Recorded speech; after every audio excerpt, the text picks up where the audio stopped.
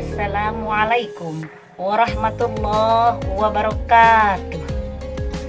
Hamdan wa syukran lillah, amma ba'du.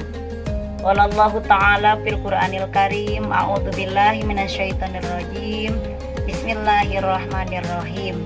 Wa idza sa'alaka ibadi anni fa inni qarib. Al-ayah.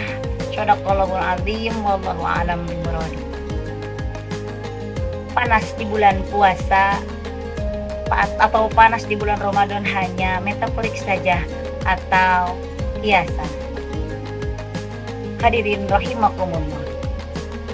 Menurut salah satu dai dan pengajar Rumah Fikih Indonesia menjelaskan, Ramadan berasal dari kata romad yang artinya menyengat atau membakar.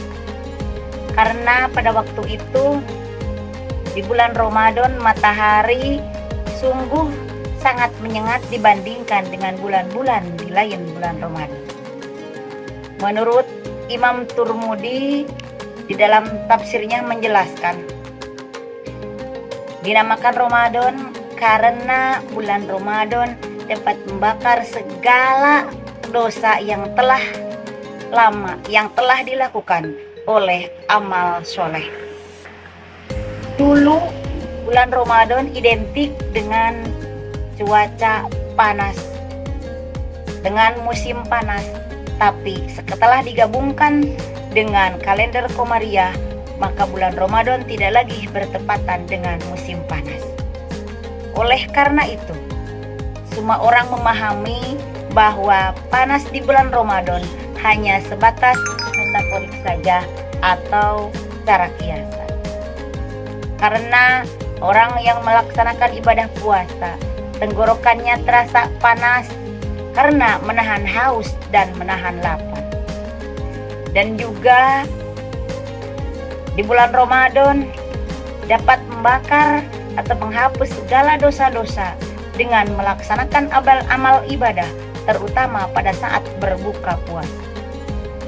Pucatnya wajah orang-orang yang melaksanakan ibadah puasa, pecah-pecah dan kering bibirnya orang yang melaksanakan ibadah puasa, itu adalah merupakan kebahagiaan pada saat berbuka puasa. Allah Subhanahu wa Ta'ala lebih dekat kepada hambanya pada saat waktu berbuka puasa. Hadirin rahimakumullah. Nabi Muhammad sallallahu alaihi wasallam bersabda, salasu da'watin mustajabatin, da'watus shaimi wa da'watul musafiri wa da'watul mazlum. Nabi Muhammad sallallahu alaihi wasallam bersabda, ada 3 orang yang dijabah doanya. Di antara yang pertama doanya orang-orang yang melaksanakan ibadah puasa. Terutama pada saat berbuka puasa, orang-orang yang melaksanakan ibadah puasa itu dibuka hijabnya oleh Allah Subhanahu wa Ta'ala lebih dekat dibandingkan dengan Allah dekatnya kepada Nabi Musa alaihissalam 70 kali lipat.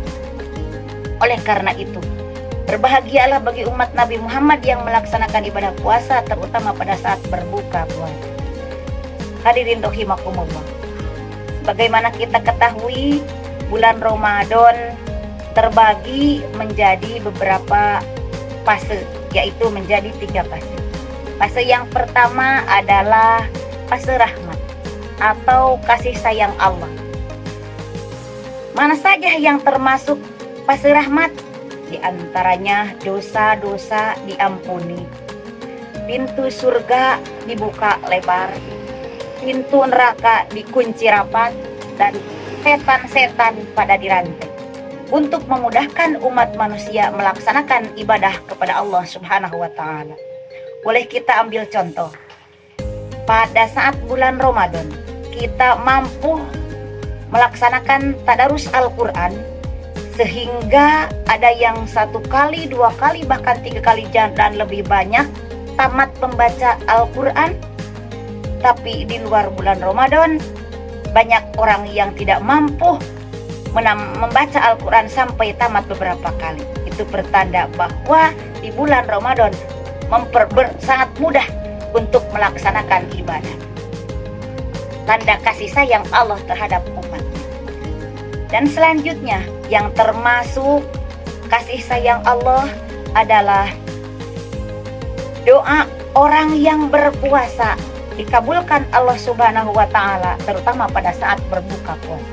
Dan selanjutnya derajat orang yang melaksanakan ibadah puasa lebih diangkat derajatnya oleh Allah Subhanahu wa taala. Hadirin yang berbahagia, selanjutnya fase yang kedua yaitu fase magfirah, fase ampunan dari Allah Subhanahu wa taala.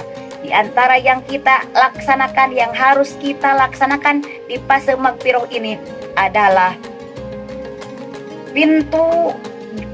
pintu taubat atau dosa-dosa diampuni Allah, dibuka lebar pintu taubat Allah Subhanahu wa taala.